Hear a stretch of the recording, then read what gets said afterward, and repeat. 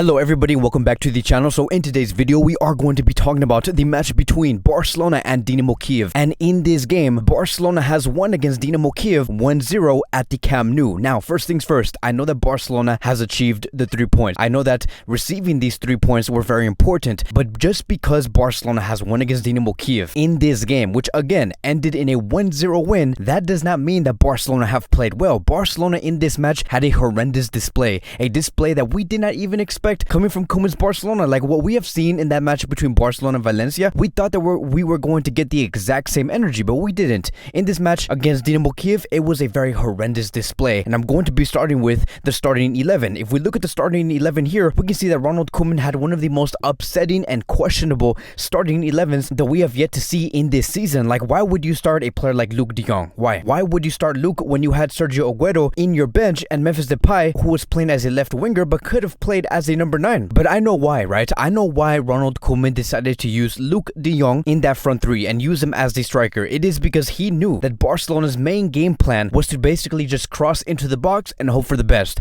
That is basically what we did see in the first half, because in the first half, Barcelona was very dysfunctional. Barcelona looked like a team that had no ideas, no collectiveness, no solutions. The fact that they struggled this bad against Dynamo Kyiv, the fact that it took him so much just to get a shot on target, just to get a goal against a team like Dynamo Kyiv, that is embarrassing. It is embarrassing. And in this first half, Barcelona did execute a total of 22 crosses, and neither of these crosses resulted into a goal. And so if you want to execute a plan like making multiple crosses into the box, at least convert one out of these 22 crosses into goals. And we couldn't even do that. And so that was our game plan. It was to basically cross into the box, to look for players like Luke de Jong or Frenkie de Jong or Busquets inside the box and just hope for the best. And the fact that you had players like Memphis Depay, Serginho Dest, Gavi, Frenkie all starting in the starting 11, and the fact that in the end your solution was going to be to cross into the box, that is embarrassing. And you know why that was the game plan for this match against Dynamo Kyiv in the first half? It is because Koeman had no idea. He has no idea on how to maximize these players. And I'm sorry that I do have to come out so negative in this game. This is just the reality. Like, if you were to look at the game, you would know exactly how many of us do feel. You would know just how badly Barcelona played in this match. Like, again, I know that we have won 3 points, but that does not mean that Barcelona played well. Like, we are going to be paying the price for this later down the road. We're going to see it. We're going to get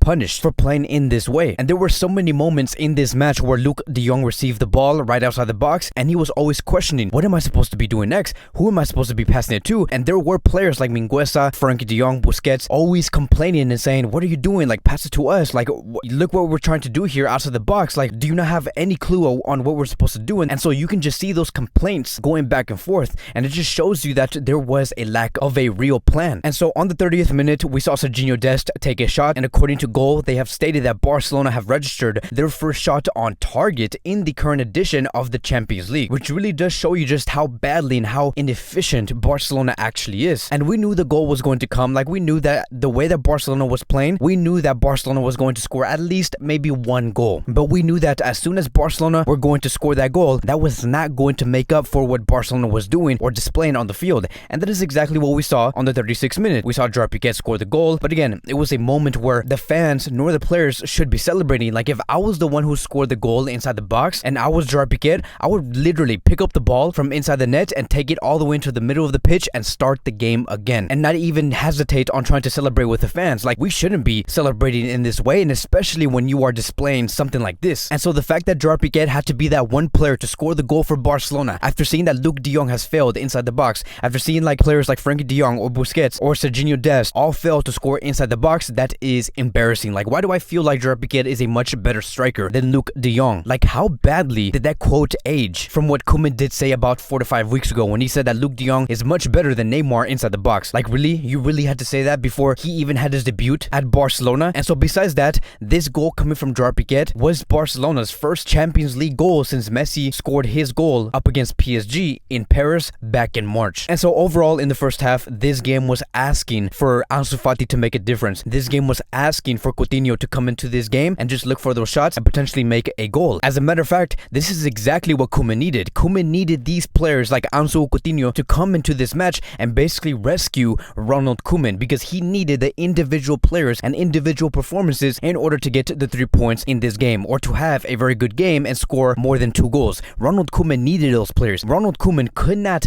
maximize the players that he has started in the starting 11, and we have seen this movie before. Now, going into the second half, we saw Ansu Fati and Coutinho come in, which basically meant that we saw a front three of Ansu Fati on the left, Memphis Depay as the number 9, Gavi as the right winger. The midfield was Coutinho, Frankie, and Sergio Busquets. And again, I'm not even going to waste my time on trying to explain what did happen in the second half. It is basically the exact same thing, right? Like the plan that we were trying to do in the first half was basically the same thing that we did see in the second half. It just did not work. Now, we did see a very big chance on the 53rd minute. Ansu Fati had the opportunity to score his goal. He tried to do a backflip and try to flick the ball into the net, but he had Coutinho and Busquets right in front of him. Like, he could have easily passed it towards them, which could have resulted into a goal, but Ansu Fati wanted to be fancy, which is okay, nothing wrong with that. But that was basically Barcelona's biggest chance on trying to score in the second half. Besides that, there was basically nothing else that we could talk about. If anything, Barcelona played much more sloppier in the second half than in the first half. And I do want to give props towards Dynamo Kyiv for defending so well, for defending their zones, their areas. They're such a great team, and so I do want to congratulate them for trying to retain Barcelona in this way, because in this game, this was not a win for Barcelona. This was a loss for Barcelona. This was another warning to Barcelona that they're currently not doing very well. And the fact that Ronald Koeman had a solution in the second half, which was to place Sergio Roberto in for Gavi, that is also another questionable substitution. Like, if there was anything that was needed within this game, it was a midfield that needed to be more direct, more energized. Gavi could have been that player to go into the midfield and give this midfield a sense of directness, a sense of moving forward. But no, Sergio Roberto came in there for Gavi, and Sergio Roberto played for the rest of that match. And just to give everyone here an idea on how Barcelona did play in this match, like, I know that some of you guys were at school or maybe at work, just go into the game, right? Click into that match between Barcelona and Dynamo Kyiv. Go on the 81st minute. Go exactly on the 81st minute and just look at how Barcelona were playing. You can see that Frankie de Jong and Busquets were basically passing it back and forth towards each other right outside the box, trying to look for other outlets to attack. And the players that were just sitting there right outside the box was Ansu Fati, Coutinho, and Sergio Aguero, just being very stagnant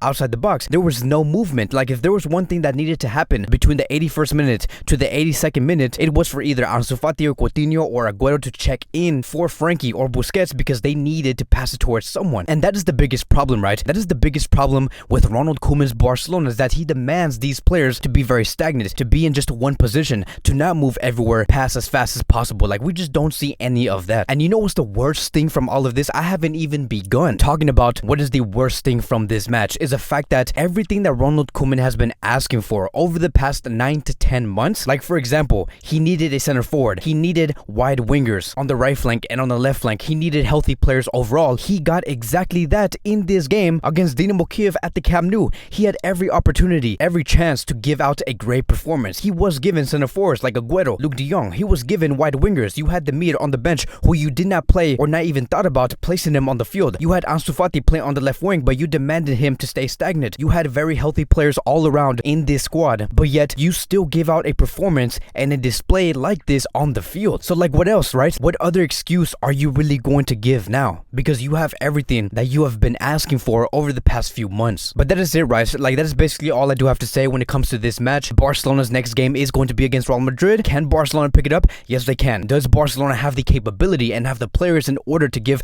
Real Madrid a whooping at the Camp Nou? Yes, they do. Barcelona is a great world-class, high-quality squad, but you just have to use them correctly, and that is very, very important. But that is going to be wrapping up today's Barcelona post-match review. Thank you guys so much for watching. If you guys are new here, welcome to the channel. Please like, subscribe, comment, and I will see you guys in the next video.